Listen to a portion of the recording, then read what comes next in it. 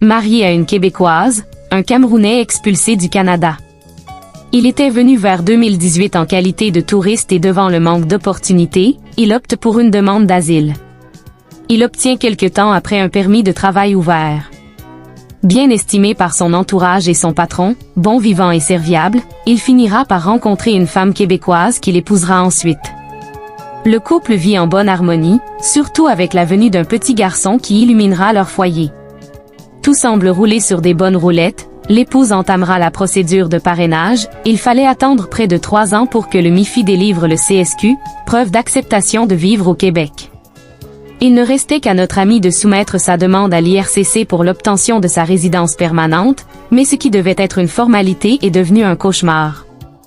En effet, notre ami obtient un refus et décision de quitter le territoire. Ses avocats ont fait appel et font une demande de la délivrance d'un sursis dans l'attente de la réponse à leur requête. Entre-temps, sa demande d'asile vient d'être rejetée. Pratiquement sans statut, sa demande de sursis est rejetée. Un appel de soutien pour notre ami est lancé et une pétition pour sa non-expulsion pour raisons humanitaires est lancée aussi.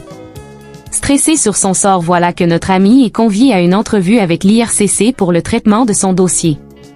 Son épouse qui vit avec lui depuis 5 ans espérait que tout se réglera et enfin son mari obtiendra le fameux sésame. Mais à la surprise générale, au lieu de retourner à sa maison, il se verra arrêté. Motif: il avait fait de fausses déclarations et falsifié des documents lors de sa demande d'asile. Tous ceux qui le connaissent étaient en émoi. Un type aimable, sympa et bien intégré, époux et père de famille exemplaire ne mérite pas un tel sort.